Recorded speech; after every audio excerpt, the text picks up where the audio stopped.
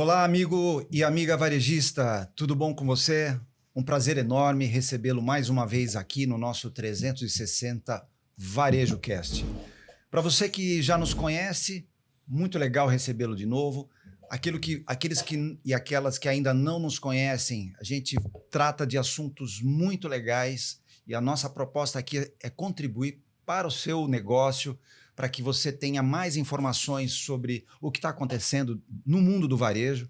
E a gente divide aqui o nosso bate-papo em alguns grandes blocos para organizar um pouquinho mais as nossas ideias, né? A gente tem um bloco dedicado às novidades do varejo, que se chama 360 News, onde a gente discute tendências, assuntos quentinhos do varejo. Nós também tratamos sobre as empresas familiares. E a gente decidiu falar sobre empresas familiares porque as empresas no Brasil familiares representam cerca de 2/3, 75% são empresas familiares. E a gente entende que esse assunto merece um tratamento especial porque tem muitas coisas que vão além dos números. Tem os laços consanguíneos, aquelas forças internas das relações familiares, a gente vai falar bastante sobre isso. Nós também trazemos aqui um bloco dedicado aos profissionais do varejo, que a gente sempre vai trazer pessoas que vai trazer muita contribuição para esse bate-papo, com diversos assuntos que a gente vai trazer nessa mesa de bate-papo. Temos também um bloco que nós batizamos de os anti-cases de sucesso. Qual que é o objetivo desse bloco? É nós aprendermos com os erros, né? A gente vai trazer cases que ocorreram, coisas que nós presenciamos, vivenciamos ou observamos dentro do mundo do varejo e que a gente traz aqui para a nossa mesa de debate. Estou mais uma vez aqui com meu amigo, meu sócio, Renato Avó. Tudo bom, Renato? Olá, Luiz. Tudo bem? Tudo bem?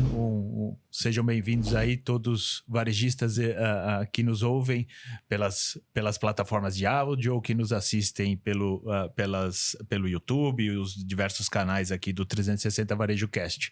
Sejam bem-vindos a mais uma oportunidade de compartilhar conhecimento com vocês. E, Renato, a gente tem aqui hoje uma pessoa muito especial, um amigo, uma pessoa que tem um perfil que eu particularmente gosto muito, que é a combinação do perfil acadêmico com o perfil executivo. Sim.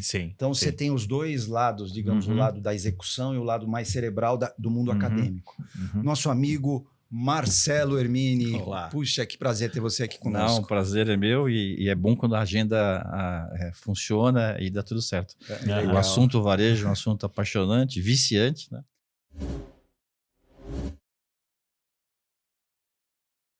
Sim. Porque o varejo possibilita que o resultado venha rapidamente para a gente, então é muito gostoso estar no varejo e falar sobre varejo. Então, legal. Muito obrigado pelo convite. E nada melhor que um profissional como o Marcelo, né, que desmistifica aquela frase, né? Na teoria a prática é outra. Não, na teoria a prática tem que refletir o que a teoria está dizendo. É legal, sem dúvida. E o Marcelo ele tem um perfil, vou trazer aqui alguns grandes passagens e experiências do Marcelo, né? O Marcelo, atualmente ele é coordenador do curso de pós-graduação e é curador do Hub de Trade Marketing da ESPM, que é uma escola fantástica, a grande referência dentro do mundo hoje. A gente pode falar não só do marketing, né, Marcelo? Ela abrange hoje outras grandes áreas dentro da gestão. E teve também uma atuação importante em indústria, varejo e serviços. E alguns exemplos aqui, Marcelo, você atuou na Vigor, na Bunge Alimento, Parmalat, e a gente fala entre outros. Entre outras inclusive varejo. Eu trabalhei também na Tapeçaria Chique, 6 anos, lembra? Gigante do ramo. Rua Antônio de Barros 400, Tatuapé, 293, 3344. Eles batiam tanto na mídia, tanto aqui, todo mundo decorava esse negócio. Então é muito bacana e muito obrigado pelo convite. Legal, Marcelo. Marcelo, temos aqui muitos assuntos e aquilo que eu estava conversando nos bastidores, né, Marcelo? A gente pensa em temas, o nosso público que são empreendedores, são gestores do varejo. Tomadores de decisão, né, Tomadores de Luiz? decisão, Renato. E a gente pensa no tema antes de decidir o nome que vai ser convidado. E quando a gente começou ali no nosso planejamento de pautas, a gente falou assim, poxa, o trade marketing ele é um tema de altíssima relevância. E a gente precisa trazer uma pessoa importante para discutir esse tema, e a gente elegeu o Marcelo como convidado, né? Então a gente queria abrir aqui o nosso bate-papo sobre trade marketing, Marcelo, porque existe uma nítida evolução dentro dessa matéria hoje no varejo. Evidente que esse tema nas grandes corporações ele está bastante bem difundido, existem estruturas tanto de indústria quanto de varejo que se conectam de uma forma mais robusta, mas a nossa preocupação é levar esse conhecimento para aquelas empresas que ainda não desenvolvem esse tema de uma forma mais planejada e integrada dentro das companhias, né? Então, começando lá em cima, assim, a gente queria falar assim, sobre trade marketing, né? O trade marketing, nas empresas que eu atuei, em algumas grandes, inclusive, ainda se falava muito sobre verba, né? Trade marketing igual verba. Talão de cheque. Talãozinho de cheque. Fala para o nosso público, Marcelo, o que é o trade marketing? Tá bom. Vamos lá para a origem, né? Origem. Primeiro que o nome marketing já atrapalha. Porque no inglês, tudo que acaba com ING, se é marketing, é mercado. Marketing é mercadando, né? A coisa meio a coisa complicada. O famoso gerúndio. Então aí já começa a complicar, né? Verdade. Quando você fala trade, eu já tive cursos que, no começo do curso, os alunos se apresentam, tinha um rapaz lá que mexia com exportação. Vim fazer exportação. Não, aqui não é exportação, porque o nome não ajuda. Então, trade é canal, trade é troca, trade é cliente, é intermediário. E marketing, né, no Brasil, há um tempo atrás, se você chegasse em casa, para a família, né, minha família do interior, você trabalha com o quê? Trabalho com marketing. Foi você que fez aquele reclame? Reclame. Foi você que fez aquela propaganda? Porque marketing, a propaganda, a comunicação é a parte visível da estratégia que foi desenhada. Normalmente as empresas, quando vê marketing e trade marketing, associa marketing no ponto de venda, marketing na loja, né? E não é assim. O trade marketing surgiu na Europa, segundo o professor José Alvarez, né, Francisco Alvarez, na Europa, como uma forma das marcas entenderem a gestão dos seus canais, de seus clientes, de varejistas. Porque até então as marcas eram poderosas, marca muito forte, investiam em propaganda, grandes investimentos em comunicação, e as marcas líderes determinavam a margem, o preço que iria vender para o varejo. Sim. E você coloca a sua margem lá, né? Se você quiser, se não quiser, tem quem queira, porque não havia concorrência. Então, se eu vendesse para a sua empresa, não vendesse para ele, e você ficasse começando a colocar algumas regras, eu ia no outro, e vendia no outro. E simples assim. Você tinha que ser obrigado a se adequar. Uma época que eu trabalhei em vendas, na Vigor, não se inaugurava loja em São Paulo que não tivesse Coca-Cola, Omo e Doriana. Sim. E faixa azul. Se era classe A, B, C e tal, né? E, com o tempo, isso foi perdendo um pouco. Ainda continuou algumas marcas em algumas regiões, mas não é igual ao que tinha. Quando você tem uma marca líder que tem essa capacidade de impor para o varejo algumas questões, o varejo se vê refém de ter margem. Porque as pessoas não sabem que a margem do varejo é apertada.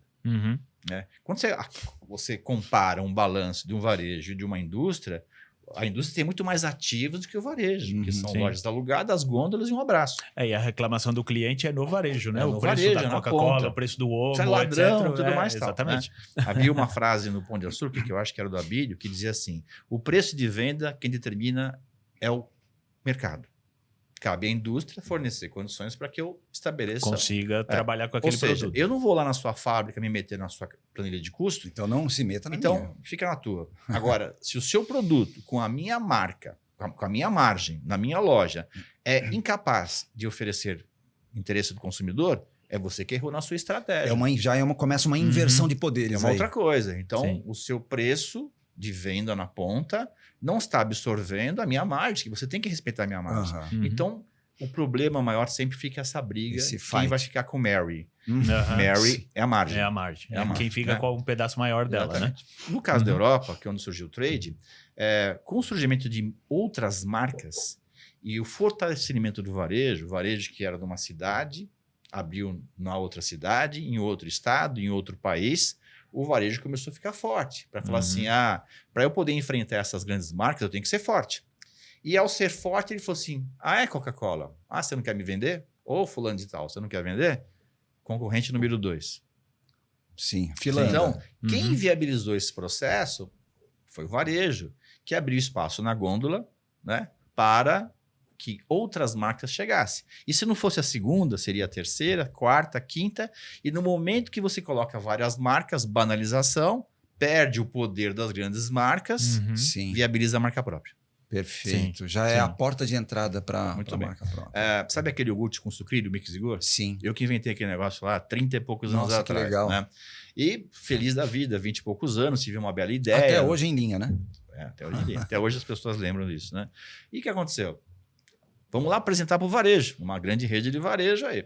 Cheguei lá, o cara falou, nossa, que ideia bacana. Aí quando ele olhou que era com a Kellogg's, puxa, justo com a Kellogg's.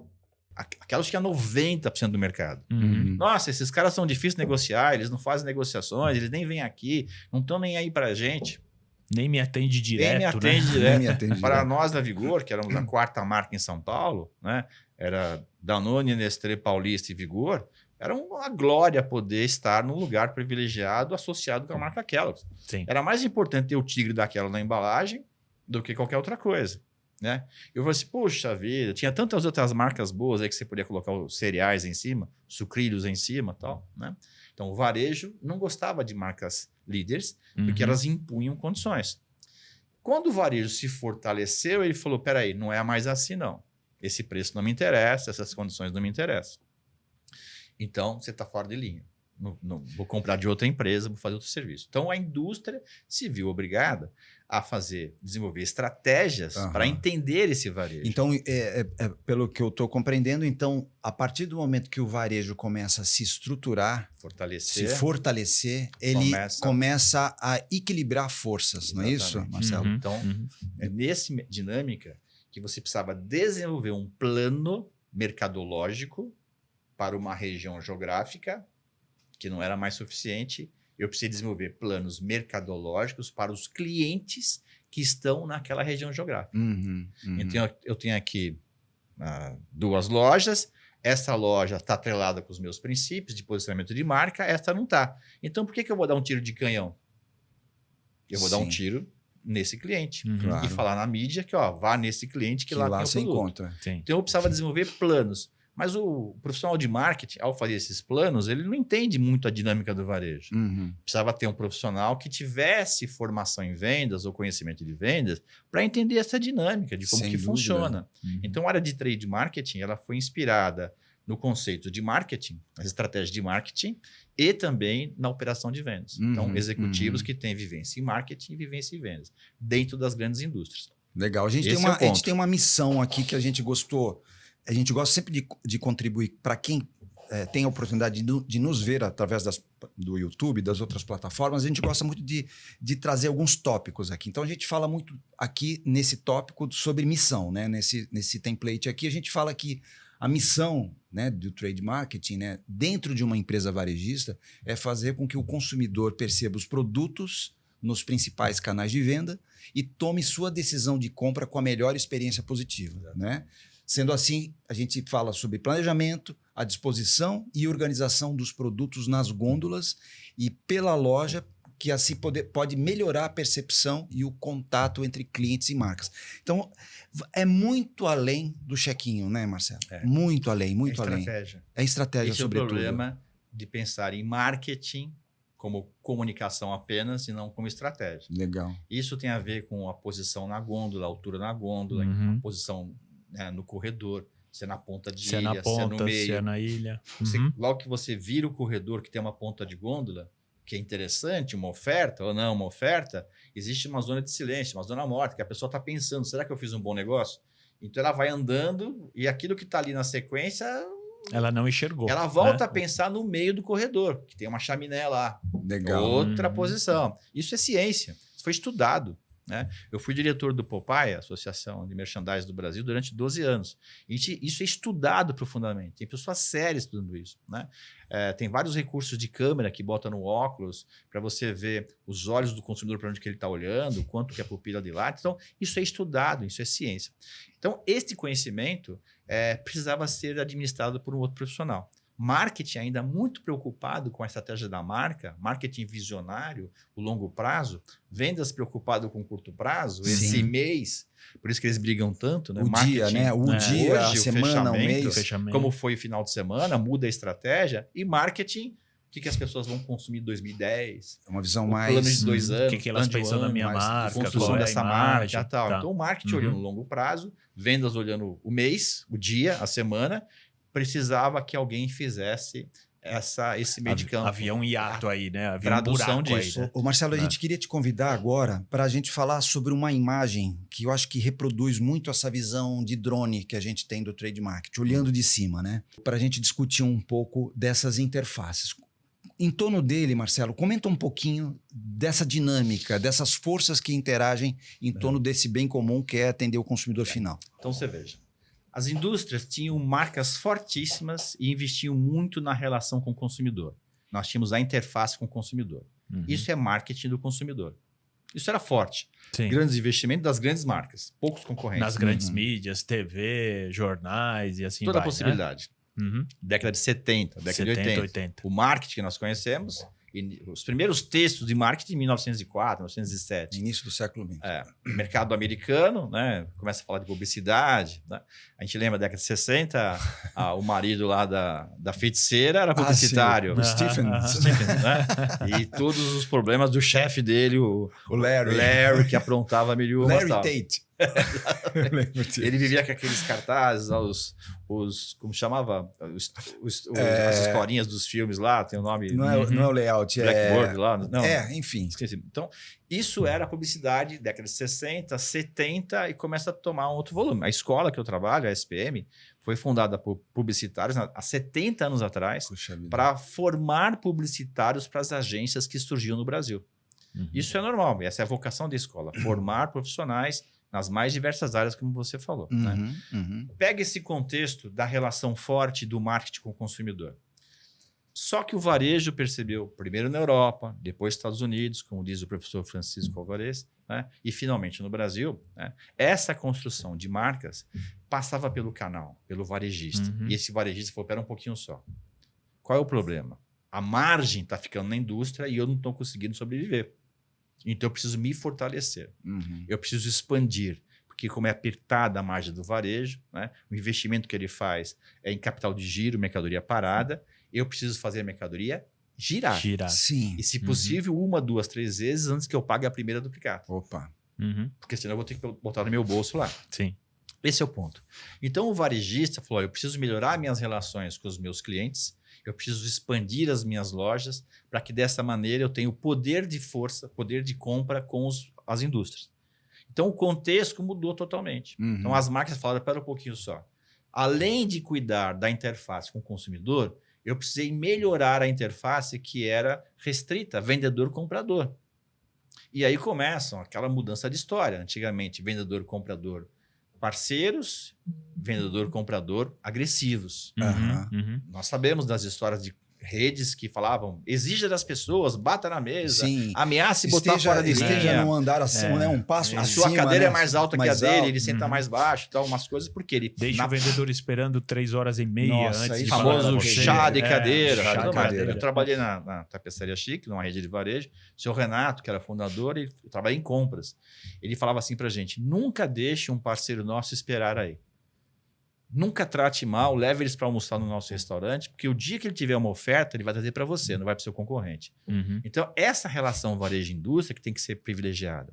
Porque varejo não vive sem indústria. Marcelo, desculpa te interromper. A marca acontece na ponta, exatamente. Né? No Você acredita que ainda hoje existe gente que trata assim? E não estou falando, nem isso é importante até dizer, não tem a ver com o porte da empresa.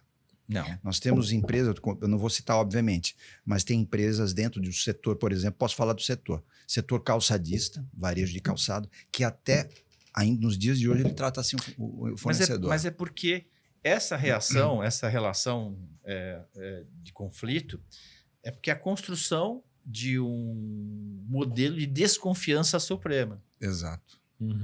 Desconfiança suprema. Sem colocar no foco o consumidor ou o cliente que vai na loja, que a gente chama de shopper. Esse é o problema. É quanto você vai ganhar, quanto que eu vou ganhar. Não é quanto nós vamos ganhar.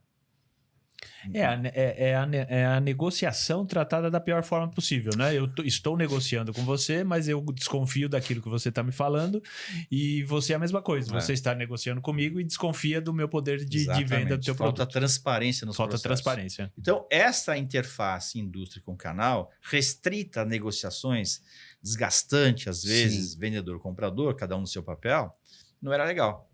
E tem outro problema sério, né? O comprador de varejo, aqueles grandes compradores que nós conhecemos. Seu Paulo, super poderoso, dono da caneta de ouro. Mas muito competentes no passado, ele não só comprava, ele cuidava da gestão da disposição de loja, ele decidia se a categoria entrava ou não entrava em linha. Eu trabalhava com queijo dinamarquês na Arla Foods, né? Queijos finíssimos, maravilhosos. Tinha uma parceria muito grande, uma rede de supermercados. O comprador lá, na ocasião, ele entendia perfeitamente o público. Tinha até uma propaganda da IBM, que era um pessoal de madrugada fazendo inventário. Ele falou, nossa, que queijo fedido, não sei o que mais. Ele falou, deixa esse queijo aí. Quem compra queijo, compra vinho, compra frios, compra frutas, compra isso e aquilo. Né? Então, esse conhecimento desse comprador, ele foi ficando cada vez mais difícil, porque a cobrança em relação aos compradores foi de tal ordem e o desgaste, eles foram migrando para as outras áreas, subindo, e quem entrava não tinha essa competência. Não tinha essa qualificação. Né? Então, surgiu os gestores de categoria para poder discutir com os parceiros. Então, você tem vendedor falando com o comprador, aí o vendedor vinha trazer o marqueteiro. Historicamente, além dessa escola, eu dou aula em outras escolas, né? A indústria se qualifica mais que o varejista. A indústria investe mais nos seus funcionários, colaboradores. Tradicionalmente, a gente vê nas universidades, né?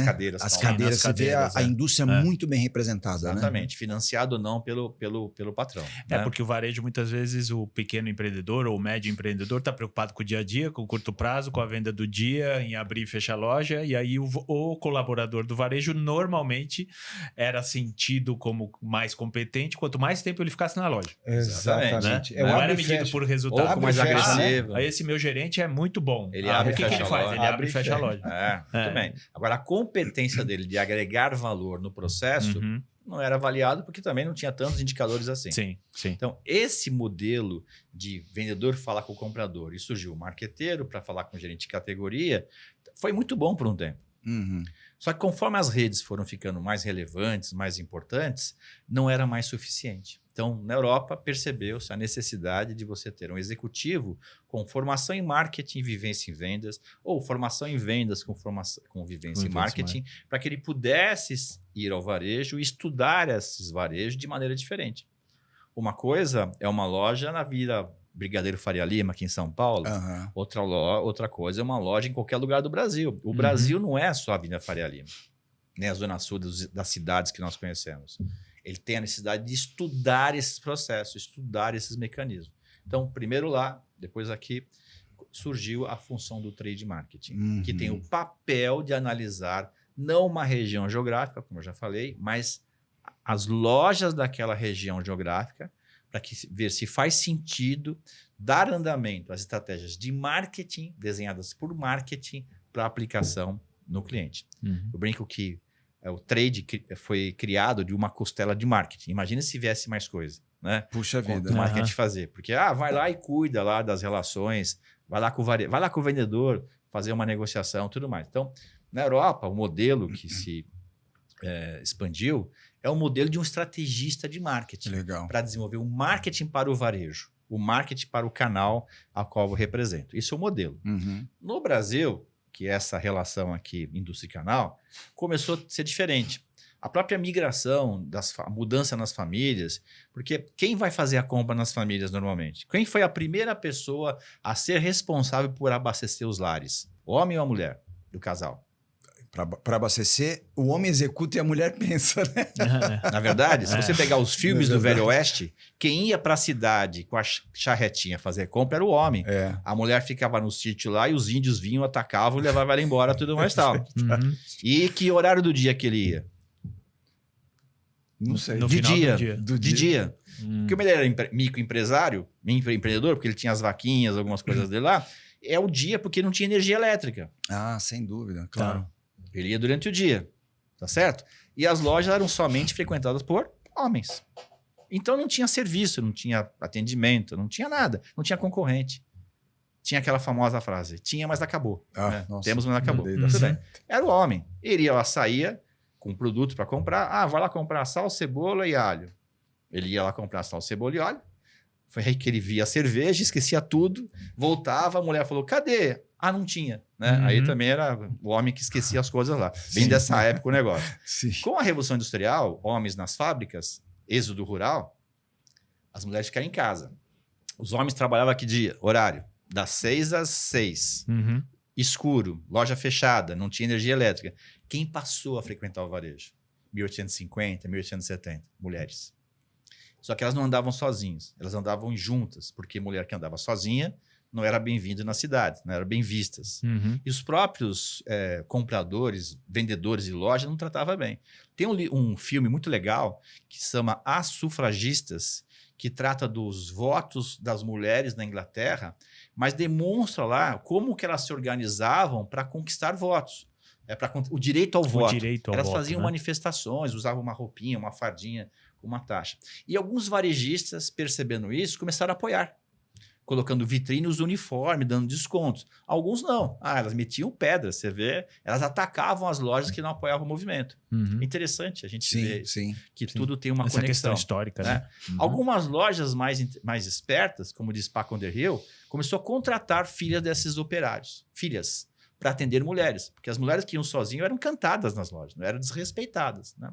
Essa evolução do varejo faz com que os fornecedores comecem a tomar posição. Eu quero estar lá, eu não quero estar lá. Sim. Então demorou, que a gente fala muito do marketing, demorou tantos anos, trade surgiu na década de 90. Então, claro que tem muita dúvida sobre isso. Então, e tem uma zona de trânsito, tem uma zona de interação. Produção, coloca o próximo template, por favor. Aí, né? Muito forte, né? Tem uma zona de calor ali, né? Exatamente. Porque, qual o ponto? O canal começa a dominar a relação com o shopper. Então, o consumidor em casa, eu adoro queijo, sou especialista em queijo. Acabei meu mestrado agora, escrevi sobre comportamento de compra de queijo artesanal, na dissertação. Então, é diferente o comportamento de compra. Tinha uma moça que trabalhava na minha casa anos atrás, que ela odiava queijo de cabra. E quando ela chegava lá, via os queijos na geladeira, ela jogava fora, que estava tudo mofado. Né? Muito bem. Se eu quisesse comprar queijo, eu tinha que comprar. Agora, outros produtos da minha casa, ela que comprava. Aí um dia eu estava em casa, cheguei mais cedo, pensando em fazer um workshop. Workshop é tomar uma cerveja e comer um amendoim pensando no trabalho. Sente ali sozinho e faz aquela reflexão. E ela estava cozinhando ali no lado e tal. Aí eu abri o armário e vi uma marca de molho de tomate que eu não conhecia. Eu não conhecia, não sei se é boa, se é ruim, mas eu não conhecia. Era uma embalagem leve 3 para Guido, estava no paquinho, mas estava faltando uma embalagem e ela estava cozinhando. Eu falei, fulana, né? Por que isso aqui? Isso aqui é aquele molho que o senhor gosta muito. Falei, mas eu não conhecia essa marca. Quando eu faço aqueles parmegianos, o senhor gosta, compra e tal. Legal, você comprou quando? Comprei ontem, lá no Dia, né? No supermercado Dia, na Vila Santo Amaro. Por que você não comprou aqui na Rua Pavão? Lá é melhor porque é perto do meu ponto. Eu já desço, pego e trago para cá. Eu falei, não tinha outra marca, não? Com o que você me deixa, dá para comprar essas marcas aí. Aí eu vi que tinha 2, né? Eu falei, você está cozinhando isso agora? Não, estou fazendo outra coisa. Eu falei, o terceiro? O terceiro era brinde, né? Já que é brinde, isso vai ficar regulando, não posso levar? Aí eu olhei, tinha a Ginomoto lá, pacotinho, grátis, o pano de prato. Pano de prato, ovo maltine, grátis o copo. O copo, cadê o copo? Já foi pro neto dela. Ela decidia a loja, ela decidia a marca, ela decidia o mix promocional, cozinhava e não comia na minha casa, comia no vizinho, porque lá ela falava que o armário era melhor do que o meu, a despensa era melhor. Ela é a shopper. Sim. O varejo percebeu isso antes da indústria, que sempre investia no consumidor, hábitos de consumo. Nesse teu exemplo, enquanto o varejo está olhando para você, cliente, né? Exato. O cliente, enquanto a indústria, está olhando para você, o varejo está enxergando a pessoa que trabalha na tua casa. Quem decide? Exatamente. A mãe ia sempre na padaria. Um dia foi o filho ou a filha na padaria e falou assim, eu quero pão. Cadê sua mãe? Minha mãe foi trabalhar para ajudar meu pai. Legal, tá uma balinha. Amanhã vai ter pirulito. Olha aí. E a indústria, não preciso disso, porque eu tenho uma marca forte pra caramba e tal. Quando o varejo se fortalecer e falou, você é uma marca líder e não vai me ajudar com as minhas margens, próximo... Fila anda. E vai segunda, terceira, quarta marca, até que você viabiliza a marca própria, uma questão de volume. Então, a relação do consumidor com o canal é o shopper marketing, que é o conhecimento daquela pessoa do que frequenta a comportamento. loja. É a coisa ponta. do celular, né? Que a mãe vai comprar para a filha um celular. A mãe é quem paga, mas é a filha quem decide. Eu quero o celular da marca XY com essa configuração. Não é? Exatamente. E o que a gente se diverte hoje em dia é ver as idades das crianças que decidem isso ou aquelas coisas, que marca vai consumir e que marca não vai conseguir, que é o trabalho do marketing. É o trabalho do Muito marketing. bem feito. Mas o varejo não pode ficar refém disso. Então o varejo começou a mudar a relação com essas forças da indústria. Ô, Marcelo, eu gosto muito de uma frase que você costuma dizer, que você fala assim, né? PDV virou mídia. Você fala o tempo inteiro isso, e é muito legal, porque quando você começa a entender um pouquinho dessa dinâmica, a tua cabeça amplia, né? Você começa a entender, temos oportunidades aqui na mesa. Muito bem. Conta um pouquinho desse tema que você sempre fala. 90% das empresas que atuam no mercado não faz nenhum tipo de investimento em comunicação. Se você pegar uma grande rede de moda, calçados, quantas empresas fabricantes investem em comunicação? Tem empresa que nem site tem. Não tem o Instagram. Não tem. Por quê? Porque não. Nunca precisei. Cabe ao varejo atender e vender. Quando você tem só uma marca, tudo bem. E quando tem um concorrente? Quando tem outro concorrente? Só que eu não tenho verba, eu não tenho dinheiro para fazer mídia. Então é lá no momento da decisão que o shopper, o cliente está na loja, que eu vou tentar pegar ele. Muito bem. No Brasil, o trade demorou um pouquinho. Eu sei que vocês são muito jovens, não sabiam. Tem um negócio chamado inflação. Eu trabalhava lá na tapeçaria chique. Depois de comprador, eu virei encarregado de custos. Eu fazia tabela de preço. Toda semana tinha tabela. Cheguei a fazer aumento de 90% no mesmo mês. Era uma coisa maluca. A gente não sabia mais a referência de preço, era uma loucura. Tá bom? Só que era uma jogada que as empresas vendiam à vista, compravam a prazo e aplicavam no overnight. O famoso overnight. Overnight, qualquer pessoa da mais simples sabia aplicar no overnight o salário do final de semana para ter uma rentabilidade, para poder fazer as compras no domingo, as compras na segunda-feira, então não perdia muito poder de compra. Isso foi muito legal durante um tempo. Só que um dia acabou a inflação, saiu de moda no mundo. Saiu de moda a inflação, não tem mais graça. E as empresas tiveram que recuar. Só que nesse período houve um processo de congelamento de preço. E aí o supermercado precisava dar aquela rentabilidade, aquele lucro financeiro ou outras receitas no seu balanço que não tinha entrado. Essa coisa de você fazer ajuda da indústria para o varejo sempre existiu. Seja em verba, em desconto ou bonificação. Ou bonificação de produto. Sempre teve. Me ajuda aqui, vai ter um churrasco dos funcionários, jogo de camisa para minha equipe de vendedor. Troféu, né? Troféu, patrocínio. Vai ter um festival aqui de futebol, você criava ali um goodwill com os clientes. É muito legal isso aqui. Sim. Sempre teve essa contribuição. A gente fazia muita obra social no passado, muita obra com essas empresas que eu trabalhei. Sempre incentivei isso. E os fornecedores colaboravam com isso. Isso era muito legal. Quando acabou a inflação e o overnight, as outras receitas precisavam ser mantidas. Então, as grandes redes de varejo, que vendiam abaixo do preço, quantos processos de dumping teve? Porque ela comprava por 10, vendia por 9. Aplicava no overnight. Ganhava a diferença no overnight. Ganhava 2 e o overnight antes de pagar a primeira duplicata. Ele gerava 2 vezes de estoque antes de pagar, que era 30, 60, 90, 120, uns prazos assim, maluco. Né? A empresa gerava uma inflação porque ela colocava no preço esse custo financeiro. Claro. Né? E o varejo pegava ele e dava desconto.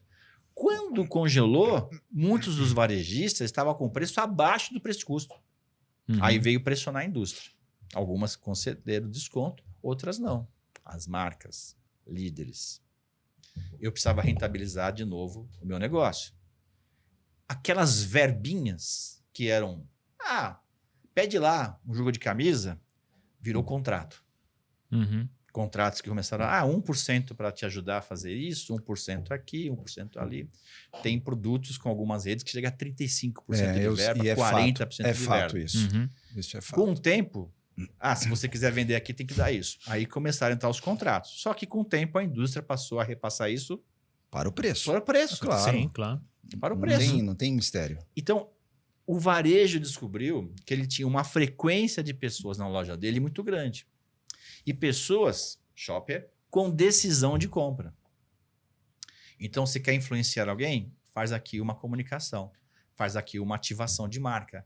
Eu posso te disponibilizar uma vitrine. Vamos fazer uma ação aqui no shopping? Vamos fazer uma ação na loja? E isso vai ter um custo. E esse custo vai me ajudar a pagar meus investimentos em marketing, de gerar fluxo para minha loja. Então, o varejo virou mídia porque você passou a construir marcas no ponto de venda. Sim. Após que você chegar em casa hoje à tarde, abrir lá o armário, vai ter um monte de marca que você nunca viu uma propaganda, mas você compra com frequência porque você conheceu no ponto de venda. No ponto Com de venda. certeza. Através de uma certeza. degustação, uma demonstração, qualquer coisa parecida. E essas informações, elas são fantásticas para você que está nos assistindo, você que está nos vendo. E muito desses temas que o Marcelo está colocando, não tenho dúvida que você se conecta com eles. Agora, Marcelo, conversando com o nosso público em geral, especialmente para o empreendedor, para o pequeno empreendedor, aquelas empresas de menor porte, dê algumas dicas de caminho para você começar a desenvolver essa atividade dentro da sua empresa e libertar as pessoas de que o trade não é só verba. E muitas empresas que nem iniciaram esse estágio ainda, né? Então, existe porque, como nós temos clientes aí espalhados dentro da empresa de consultoria, nós temos muitos clientes espalhados pelo Brasil todo. Uma preocupação, né, que o Renato e eu, nós sempre temos, é de não você olhar e definir um cliente baseado naquilo que você vê próximo de você. Nós estamos aqui em São Paulo, para quem não nos conhece. Nós não olhamos e definimos que o cliente em nível Brasil é aquele cliente que está aqui na região de São Paulo. Né? Uhum. Então, nós temos muitos clientes espalhados pelo Brasil que estão em perfis completamente diferentes. Tem clientes que estão lá na década de 80, que você comentou, década de 90 e tal, e que a gente precisa fazer ainda bate na mesa. a gente precisa fazer um trabalho de atualização com essas empresas. Então, para esse público em particular, Marcelo, fala alguns caminhos. Tá? Aquela versão 1.0 para o cara que ainda está muito na origem. Muito bem. Varejo vocacional. Esse cara, nasceu para ser varejista. A estrutura dele nem sempre. Nem sempre. Tem um problema de sucessão familiar que nem sempre os filhos querem estar na operação. Porque o pai trabalhava de segunda a segunda e eu não quero isso para mim. Tem vários segmentos de mercado que a gente faz palestras, faz consultoria de empresas que, uma vez um empresário fazendo uma palestra para lojas de tinta, redes de tinta no Rio de Janeiro, o empresário veio falar comigo no intervalo chorando. Ele falou, estou com 80 anos, tenho 2 filhos que não querem trabalhar, não sei o que eu faço com as minhas 50 lojas. Você pode me ajudar? Então, assim, não tem mais tantas vocações, não tem. Varejo, até porque hoje o leque de opções é muito grande, né? Então, você vê empreendedores da internet que fazem um site e explode, mas você conta nos dedos. Muito bem. Então, o varejo é profissionalização. E profissionalização ligada à formação. Ponto. E desse ponto, quando você profissionaliza, você busca o especialista no setor.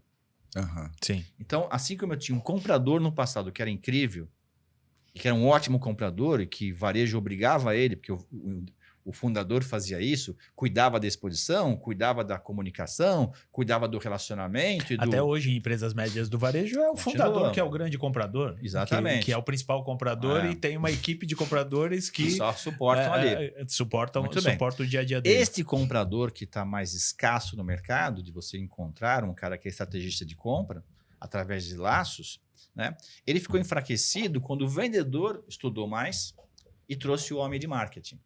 2 contra 1. Eram 2 contra 1. 2 contra 1. Aí ele começou a trazer alguém de categoria ou do próprio marketing que foi montado nos varejos, que também é coisa recente.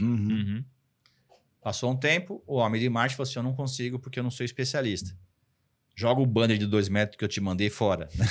Sim, verdade. Padaria, né? Quero fazer um outdoor dentro da padaria, um banner de 2. Não dá, não tá certo. Surgiu o trade marketing. Um especialista em marketing, um especialista em vendas para negociar com o comprador. O que as redes de varejistas fizeram? Muitas delas. Montaram a sua área de trade. Então, vendas fala com compra, marketing com marketing, logística com logística, trade com trade. Nas empresas que não tem uma estrutura tão grande, então que eles fazem? Você recomenda, exato, assim, dividir os temas, como que você... Exatamente, porque sempre a gente fala, a gente tem uma pós-graduação na SPM especializada nesse conceito, que é a indústria varejo de serviço, a gente já fala sobre os outros segmentos, mas antes de você pensar em ter um departamento ou uma pessoa, a cultura da empresa. A cultura em primeiro lugar. A chão de loja. O espaço de chão de loja é real. Quando eu faço palestra para varejistas, eu falo assim, com tanto concorrente no que tem nesse bairro, nessa cidade, você escolheu vir na minha loja. Você veio na minha loja. Muito obrigado por você ter ido na minha loja. E depois que ele entrou, vamos comprar alguma coisinha? Vamos positivar? E ele comprou alguma coisinha, você fala assim, vamos aumentar o ticket médio? Quer levar a gravata junto? Essa meia aí tá furada. E depois que ele comprou a gravata, a calça, o sapato, você fala assim, você volta amanhã? Nosso cartão de fidelidade. Então é positivar, ticket médio, aumentar, fidelizar. Esse é o processo. E este processo requer técnica, encantamento. Muitos varejistas, que eu estava falando lá daquela rede no passado, eu vendia muito queijo para uma empresa, mudou o comprador, ele tirou 70% dos produtos fora de linha. E eu fui falar com a compradora, ela falou assim, eu não gosto desses queijos. Mas não é para você. Mas não é para você. A pessoa não é para você. Uhum. Eu acho que essa categoria, estou fazendo projeto de produtos saudáveis agora, as pessoas falam, mas eu não gosto disso. Sorry, desculpe, não é para você. Mas quem vai comprar isso aqui? O mesmo que vai comprar hortaliças, que vai comprar alimentos. Eu estou fazendo um trabalho muito legal para o setor de flores agora. Muito bacana. E o varejista descobriu que flor é legal. Por quê? O departamento que tem lá geladeira, fogão, bazar, que foi uma grande solução quando os hipermercados mataram as lojas de departamento. Hiper, né? Eu sou do tempo do Mapping, do Amesbla e tal. Elas morreram. Surgiu o hipermercado com essa proposta numa condição de preço interessante. Com agora o acesso à internet, esse espaço na loja virou o quê? Showroom dos e-commerce. Vai lá na loja tal, vê e me compra no meu site aqui. Então tem muitas lojas pegando esse espaço e colocando flores. Flores e plantas ornamentais. Além de encantar, de deixar bonito, né? O ponto a de grande venda. sacada é botar na porta da loja. Isso é trade. Por quê? Você chega da rua, a cabeça está nervosa, tal, estressado. Aquele cheiro gostou, olfato. Quanto mais sentidos você agradar na loja, visual, você encosta a mão, tato, né? Tem loja que bota um carpete de grama ali para você sentir o tátil. No jardim mesmo, supermercado. né? Jardim. Tem um caso bacana no aeroporto de Curitiba, que as pessoas... Curitiba vive fechado aquele aeroporto, problemas com... Aí você chegava no aeroporto, ali no gate, no portão ali, tinha música do Bamerindos, tinha um sonzinho, acho que do Boticário, de pássaros, uma coisa levinha, te acalmava, tinha flores, tinha um piso tátil, acalmava a pessoa chegava flutuando. No varejo faz isso.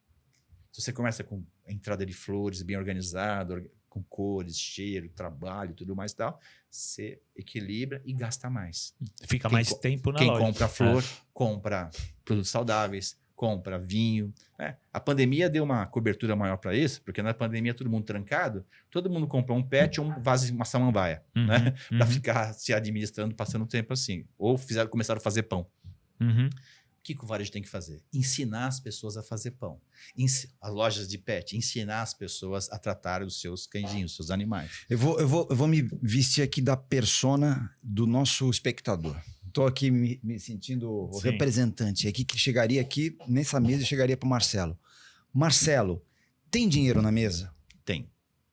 Como que eu consigo melhorar esses KPIs, esses indicadores? O que eu consigo fazer dentro da minha estrutura que não é grande? Se você entende que indústria não é seu concorrente, você é um complemento desse processo do acesso ao produto, o acesso ultrapassa a estratégia de canal. Se eu dou acesso ao consumidor, eu consigo fazer a diferença. Eu posso ter uma marca líder. Se eu não tenho acesso ao consumidor daquela região, eu estou morto. Então, o desafio das empresas hoje, fornecedoras, é ter acesso. Isso vale para serviços. Você compra seguro de vida. Quem que é o especialista que você consulta? O cara do banco. Corretor, o cara do banco. Ele virou seu trade. Sim. Ele é o cara, não é vendedor. Ele vai fazer a melhor oferta para você. Quando você vai num restaurante e fala pro garçom, quero tomar uma cerveja. Você fala assim, qual que tá mais gelada? Ele vende a que ele quiser. Verdade. Muito bem. Então, quando você entende que indústria não vive sem varejo, varejo não vive sem indústrias e elas se complementam, né, do ponto de vista de abrir o coração, porque o foco é o consumidor no centro das decisões, isso não mudou, que agora é ele ou o shopper, o cliente que decide, eu preciso trabalhar juntos. Vamos trabalhar junto para a gente chegar nele? Então, o que as empresas fazem? Chamado JBP, que é Joint Business Plan. Fazer um plano conjunto com o seu fornecedor, seja um distribuidor atacadista, um intermediário. Vamos juntos fazer um projeto para atender essa clientela ali que você já se define preço, verba, ações, né? O planejamento de marketing. Sem carnificina, Luiz. Sem carnificina. Então, eu sei onde você vai chegar. Você fala, qual a sua expectativa de volume para minha empresa, minha lojinha, meu lojão? Olha, minha expectativa é tanto. Olha, para chegar nesse volume seu aí, eu tenho 5 marcas lá. Se somar todas elas, eu não chego nesse volume. O que nós vamos trazer? O que nós vamos fazer para trazer essas pessoas a mais? Porque as metas da indústria não são combinadas. Cada um tem a sua. Claro. E todas querem dominar o mundo. Opa. Só que tem um volume segurado aqui. Que a gôndola não é elástica. Não, tem uma frase, né? A gôndola não é de elástico. É verdade. Convenção. Eu sou sempre chamado para fazer palestra em convenção de vendas, né? Aí antes de mim vai o pessoal do marketing, de produtos. Bom dia! Aquela gritaria de manhã que irrita pra caramba. Sim. Pessoal, por favor, não gritem de manhã. Aí vem lá o gerente de produto e vai lançar uma margarina nova lá, margarina com fibras. Margarina! As pessoas querem fibras, as pessoas querem fazer número 2, vai lá. Aí, nossas metas. Hoje nós vendemos 1.000 toneladas de margarina. Nós acreditamos que vamos atingir 20% da população. Então, nossa meta para o próximo mês é 1.200 toneladas. Aí eu pergunto. Esses 200 aí come o que hoje? Margarina. Tá bom. Mas se tem gente já comprando a margarina tradicional e vai passar a comprar com fibras, ele vai deixar de comprar a tradicional. Ou você acha que ele vai passar de um lado do pão a tradicional e vai comprar 20% passar... Não é assim que funciona, do outro lado do pão. Aí depois do minuto de silêncio, nós vamos atingir outros consumidores de outras marcas, porque nós somos inovadores. E você vai comunicar isso para que ele saiba que está esse negócio do ponto de venda? A gente não tem verba para mídia. Vai ter um display, vai ter uma ativação, vai ter uma... Então, você tem que ter esse discurso, esse debate, numa mesa, sem bater na mesa. Qual a sua meta? A minha meta é vender 200 toneladas para você de margarina com fibra. Tá bom, onde eu vou buscar esse volume? Nós vamos fazer uma mídia e divulgar que na sua loja tem. Vou te ajudar nas suas redes sociais a falar na tua loja tem. Então, eu vou trazer pessoas que estão nos outros comércios daqui na região e que eu não tô lá. Eu tô aqui, você é meu parça, né? Eu vou fazer negócio com você. E Marcelo, até, né, Renato, a gente tem visto mais recentemente, dentro do tema do trade marketing, uma nova dimensão que é o trade dentro do e-commerce. Dentro do digital, Que a gente está falando muito da experiência ali presencial, né, Marcelo? Como que você entende? Como que os varejistas podem adotar essa nova, digamos, vamos chamar de nova modalidade de trade dentro do mundo digital? O que você tem visto? Loja física e loja virtual. Esse mercado de e-commerce ele teve ondas, né? Teve as primeiras iniciativas de ter site de venda, a segunda onda foi os marketplace e agora nós estamos na onda do omnichannel. Sim. Né? Vou fazer uma pergunta para você. Nos últimos 30 dias, que compra omnichannel você fez? Eu não sei, né? Porque, na verdade, a gente compra pelo e-commerce, provavelmente recebe pela loja, mas você não sabe. Tem muita gente que acha que omnichannel é ter vários canais para você comprar. Eu tenho loja física, eu tenho loja digital, eu tenho vending machine, tenho aplicativo, tenho sem parar. Você faz compra pelo controle remoto da TV? Não. Eu faço. Você faz? Não. Eu compro o filme. Você compra? Compro, então raramente. Você compra pelo celular. Você compra pelo controle remoto. Sim. E você pode comprar um monte de coisa pela televisão com controle remoto. Sim. Clique aqui e tal. O game dos seus filhos, você pode comprar outros games pelo próprio console que tem ali. Sem parar é canal? Essas ferramentas de pedágio? Sim. Ele te paga estacionamento, ele te paga gasolina, ele te paga... Sim, e as pessoas não olham esses canais. Claro, sem dúvida. Então, nós estamos muito mais envolvidos com canais digitais do que a gente pensa. É que nem código de barras. Eu participei da implantação do código de barras, varejo e indústria. Foi uma briga danada. Porque que adiantava eu botar nas minhas embalagens código de barras se o varejista não tinha lá o scanner? Exato. Sim. Eu fui chamado numa associação muito grande para explicar a portas fechadas o que era código de barras, porque os empresários lá achavam que era um jeito que o governo encontrou de controlar a sonegação. Mais, né? Estavam apavorados. Tá? Incrível, né? Então, incrível. Essa relação de cobertura mudou pra caramba. Hoje em dia, você pergunta pro jovem, ele vai falar assim, mas sempre existiu o código de barras. Desde a antiguidade.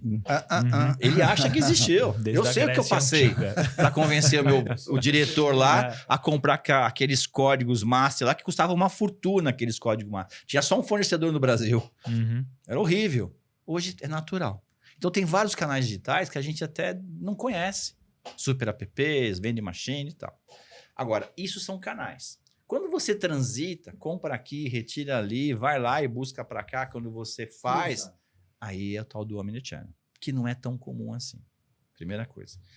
Então, há uma mudança de papéis, porque a jornada de compra não é mais linear. Eu não estou aqui pensando que eu vou comprar ali, que eu vou na loja, que eu... Não. Eu estou na loja e penso que vou comprar... Na loja eu faço minha busca para saber... As ferramentas que o consumidor, o shopper tem hoje são tremendas. Eu faço uma pesquisa no aplicativo, dou uma busca em preço, compro em casa para receber e assim vai. A loja física ela está assumindo outros papéis.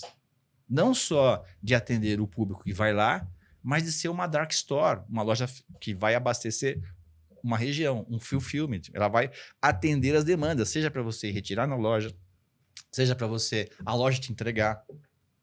O Amazon comprou a Whole Foods, que é aquela rede de varejo. Sim. E as pessoas falaram, Amazon se rende ao varejo. Não. Tinha mais de 500 lojas, eles queriam um ponto de distribuição. Contato, de distribuição. E assim várias empresas fizeram. A Luiza e outras utilizando a loja como ponto logístico para poder abastecer rapidamente as pessoas. Então, as empresas varejistas que pretendem, pequenas ou grandes, entrar nesse processo, visualize que nós não estamos falando apenas de um site que vai vender. Tem N aplicações. N. Até maquininha no farol, que o cara ele recebe pagamentos, ele também vende coisas. Eu fui numa loja de um restaurante outro dia, todo o pedido que a menina fez para mim do restaurante, ela usou a maquininha que depois usou a mesma maquininha para cobrar. Para passar o cartão de crédito. Sim. Então, inteligência. Eu comprei pela maquininha e vendi lá. Então, a evolução do e-commerce e do varejo passa por uma coisa maior chamada transformação digital. Transformação digital não é pegar os seus materiais e colocar no Excel. Exato. Suas planilhas, seus cartões. Ou contratar uma plataforma. Não é isso. É você entender quem é o seu cliente, quem é o seu shopper. Estamos falando de novo de cultura, né? Exatamente. Aí você volta.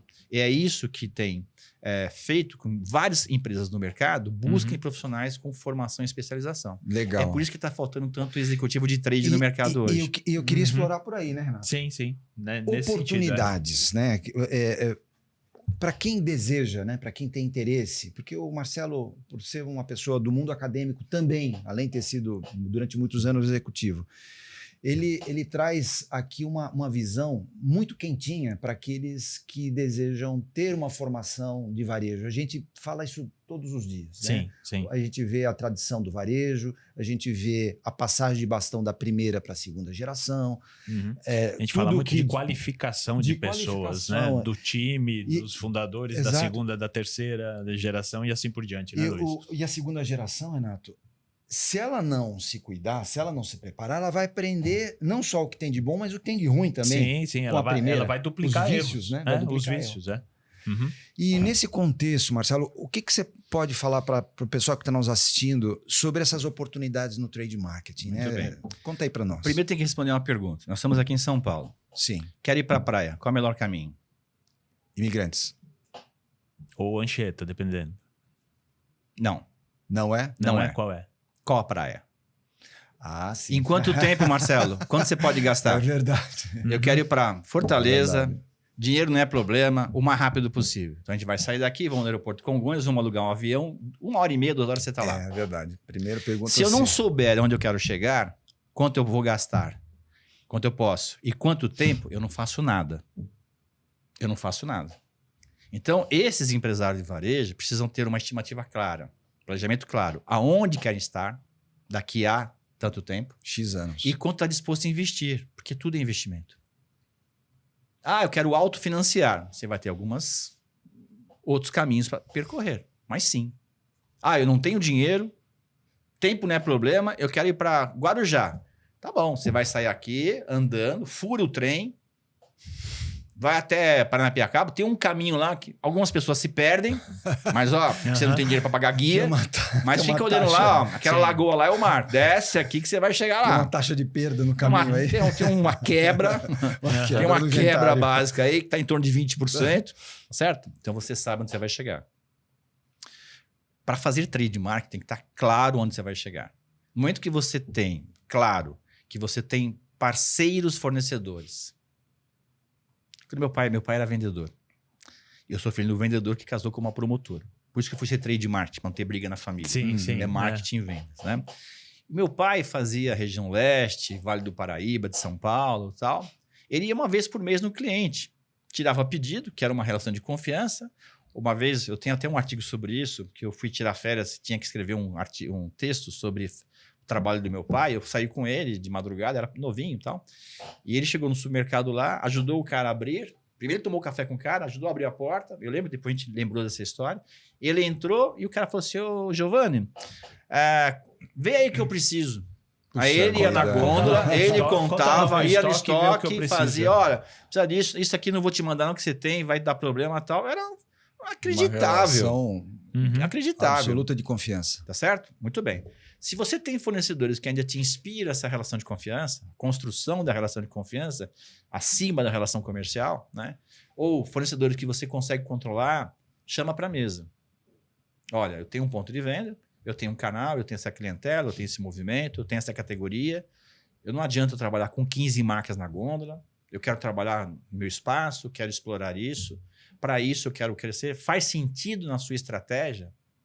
Eu tenho que descobrir se eu sou importante para você e porque você é para mim. Eu te chamei aqui. Quando eu começo a entender a relação de importância de um para o lado, eu falo, poxa, esse cara tem que estar do meu lado. E eu tenho muito a aprender com você, porque você é especialista no consumidor, que vai vir comprar a sua categoria na minha loja. Aliás, a minha loja tem o perfil que você deseja. Pergunta que pode decisiva. ser que eu não tenha. Sim. Tem uma história de uma grande cervejaria que um diretor estava numa região periférica e viu a marca de uma cerveja que não podia estar lá. Ele chegou lá, queria brigar, fazer, chamou todo mundo. Tiveram que reformar o bar inteiro do cara para tirar a marca premium de lá e colocar uma marca mais popular, para não queimar a imagem da marca. Quando você consegue sentar numa mesa para discutir um projeto de construção dessa parceria, isso é trade marketing, que é o marketing olhando para o canal, o marketing olhando para o cliente.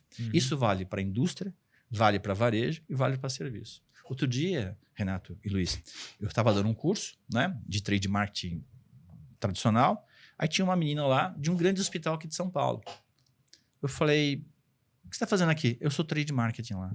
Olha. Eu cuido dos canais. Nós temos corretores, temos as empresas que nos contratam, temos as cafeterias aqui embaixo, temos consultórios médicos, temos o balcão, temos a área de exames, a área de internação, a hotelaria, temos vários canais. E toda a comunicação visual que está lá, sou eu que faço, a Amandinha. Eu aprendo mais com ela do que ao contrário. Então, a gente tem que entender que trade extrapola o varejo. É serviço. E o varejo hoje não é medido pelaquilo que ele vende. Dessas coisas engraçadas, né? Eu faço um trabalho com essa empresa de flores hoje e meu pai já teve uma floricultura lá há muitos anos atrás, né? E naquela ocasião as pessoas numa pequena floricultura esperavam o quê? Serviço. Eu vou comprar a flor, mas eu quero que você me faça o arranjo, né? Quando a pessoa vai no supermercado agora, que tem flores, já pergunta, vocês fazem arranjo? Quando eu vou comprar carne, você faz bife? Você fatia? O supermercado, o modelo comercial, adora essas histórias, né? O que era? Era um bairro, um cantinho que tinha uma farmácia, uma padaria, um mercadinho, uma quitanda. Isso era o mercado... E um açougue. Um açougue, obrigado. Aí a padaria, o supermercado descobriu que era bom vender pão industrializado. Descobriu que era bom vender leite longa-vida. Descobriu que era bom vender FLV, frutas, legumes e verduras. Com isso, ele comprou a casa do lado. Comprou outra casa. Comprou outra casa. O açougue fechou. A padaria não entendeu a vocação dela, fechou. E o mercado foi ficando algo gigante. Né? Hoje o supermercado descobriu que flores dá dinheiro. Falta serviço. Porque ele vende flor. Mas não está fazendo o sanduíche na padaria, não está fazendo a carne fatiada, o peixe fatiado. Então, ele precisa aprender isso. Quando o varejo descobre que ele não vende produto, ele entrega serviço, ele faz trade marketing.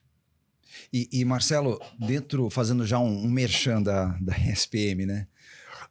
A SPM tem se especializado também, tanto é que você é responsável pelo hub de trade marketing dentro da universidade, da universidade que é uma das mais renomadas dentro do setor. O que você comenta um pouquinho dessas oportunidades para quem deseja entrar nessa área? Quando a gente fez uma análise recentemente, a gente descobriu que tinha mais de 30 iniciativas de cursos diversos em todas as unidades da escola, São Paulo, Rio, Porto Alegre, Santa Catarina e tal. Várias iniciativas ligadas ao tema trade marketing. Trade básico, gerenciamento por categoria, trade digital. Nós acabamos de lançar um curso essa semana com uma grande empresa de full commerce, a maior do Brasil, Omnitrade, como trabalhar o digital com o físico, uma experiência bem interessante. Então, com tantas iniciativas, mais de 30 iniciativas, precisava ter uma orquestração. Né? E essas iniciativas acabaram até gerando um evento anual que nós fazemos no mês de junho, que é o Meeting de Trade Marketing, trazendo o que há de novo no contexto desse mercado.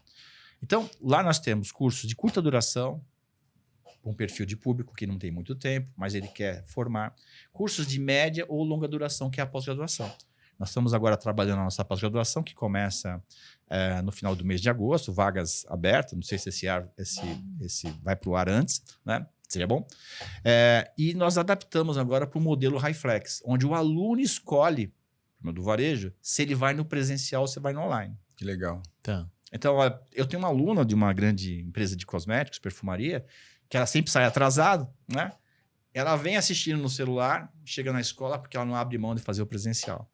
E uma vez por mês ele tem um presencial com todos os alunos que vêm ter aula aqui com o professor. Muito legal. Presencial. Muito legal. Semana retrasada eles foram visitar o Oscar Freire. Semana passada foram fazer um dia de experiência na Nespresso. Eles vão visitar lojas, vão visitar mercado. Então transcende o ambiente. Isso que é legal. Da faculdade. Então o network que você gera com pessoas dos mais diversos segmentos, bacana. O e-commerce, o online te possibilita uma logística que você pode trabalhar, mas sem abrir mão do presencial. E tudo isso em 9 meses. Muito legal. Então, um curso nas melhores escolas do Brasil, equipamento, instalação, primeira linha. Eu conheço presencialmente, já fiz alguns cursos lá. Muito legal. E isso facilita para o usuário, que é a experiência desse usuário. Que então, a palavra de ordem hoje... Meu amigo, minha amiga, tem aqui esse convite, Marcelo Hermini, fale com ele. Entre no site da SPM, lá você vai ter todas as informações. Eu tenho certeza que isso vai fazer parte da sua jornada de transformação, que é o que o Marcelo tem falado muito sobre a cultura antes da ação, antes do departamento. Né? Sim. Renato, vamos lá. Estamos caminhando então para o final do nosso encontro de hoje. Marcelo, uma empresa que você admira hoje? Ao longo dos anos, a gente vai se renovando as empresas que a gente admira, porque é incrível essa superação. Então, se eu for lembrar a primeira, for lembrar é complicado. Mas tem uma que eu estou apaixonado. Qual que vem assim na sua mente? Cooperativa Veiling. É incrível o que eles fazem. É incrível, é incrível.